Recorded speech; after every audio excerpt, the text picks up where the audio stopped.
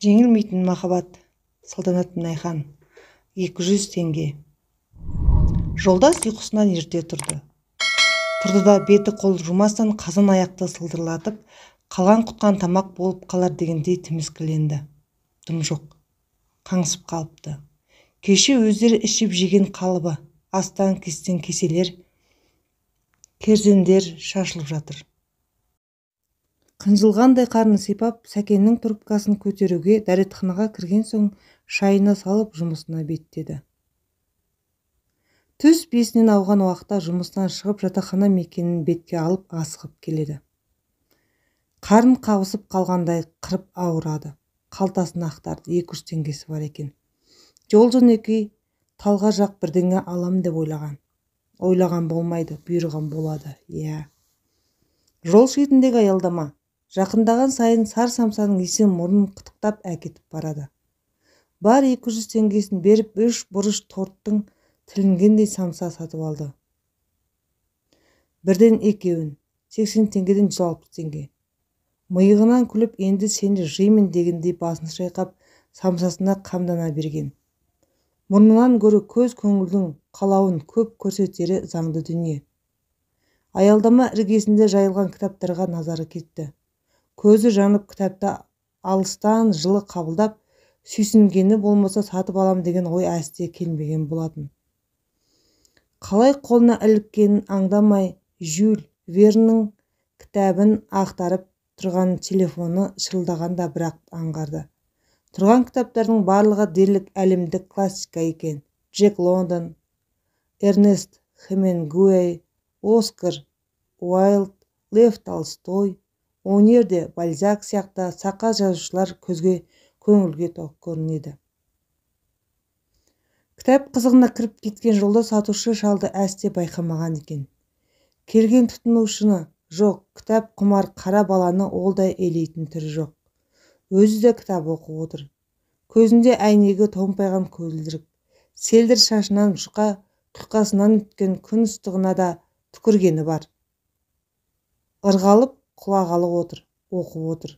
Үстінде қураңқы қара костюм, 2 жан қалтасы, қос жағасының орайы күнге шағылысып жылтырайды.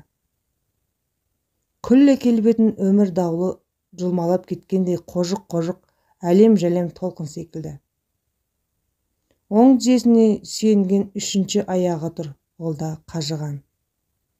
Қария заман көшімен даладан қалаға келген заманауи ақсақал.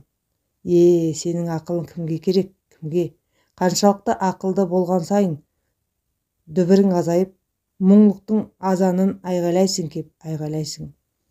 Айғайлар алысқа естілгенмен тез өшеді, өте тез. Тым келте.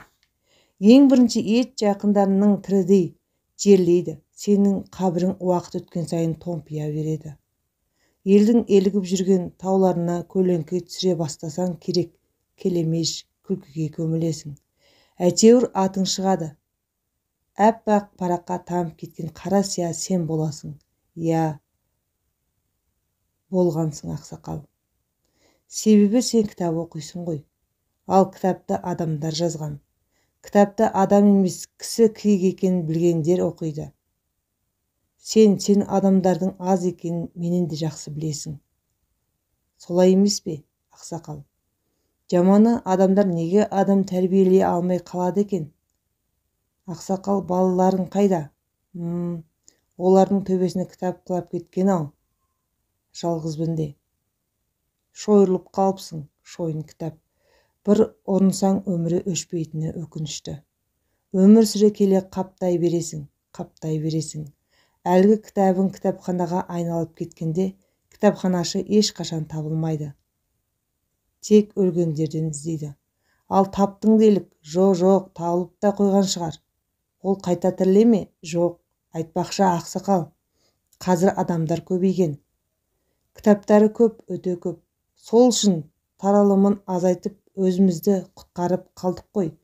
Оқып үлгермейміз, адамдар саны көбейіп кетер дейтін шығар. Жолдастың жан айғайы ұзаққа созылған болу керек. Балам, айта бер, қай кітапты қалайсың? Деген сатушы шалдың сөзі ойын бөгеді. Ата, сіз өз заманыңызға жақын кітаптарды сатып отырған сияқтысыз. Қызығы, кітаптарыңыздың арасында біздің адамдардың шығармалары жоқ. Неге, ақсақал? Деп әлгіндегі ойының жалғасын айтқанын ақсақал адам тіркесін іштей қайталағанда ұғынды. Ойын оқып отырғандай. Оларда адам ба? Білмеппін. Адамдар полкасынан ұшырата алмадым, деп әлгі шал бір ескі кітаптың сыртқы мұқабасын кәрі қолмен сүртіп қойды. Ақсақал, айтуларына қарағанда адам-ау. Бәсе, менің сатып отырған кітаптарымды менсінбей нансыз қалдырып жүргені сол де.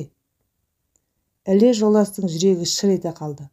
Қалтасына қолын салды. Ақша бәрібір жоқ болатын. Ұялған көңілдің ұятсыз қолы көрсетіп қойды. Жолдас та адам еді. Адам болған соң қалтасы ақша шақырмайды. Қасын керіп, дұрыс айтасыз, менсінбей жүр, бағасы тым арзан деседі, деп күлді. Онда ертең қымбатты адам, сонда келіп аларсың, балам, жарай ма? Деп бір жақ езуін қисайтып, түсіндім дегендей рай танытты. Онда мына Толстойдың «Война мира» қанша, ата?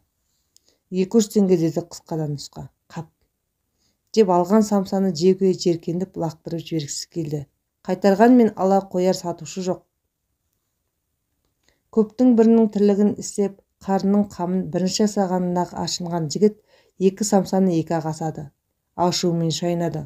Том-том Толстойың сар самсаның бағасынан аспайтын заманда кітап оқудың өзі ұят па қалай? Ал жазғанда кім үшін жазасың? Бүгін мынау, ертең не болады? Жер бетіндегі адам атаулы кітап жазып кететін шығар. Бәрі ақылды ғой. Өз отына өзі күйінген жігітіміз атасына саулық айтпастан кезекті келген автобусқа отырып кетті. Қолына алған Толстойын да қайтармаған болатын, аңдамады. Терең ойға кеткен ақсақал адам кітапты сұрамай алып кеткен жас адамға жолың болсын дегендей ұзақ қарап шығарып салды.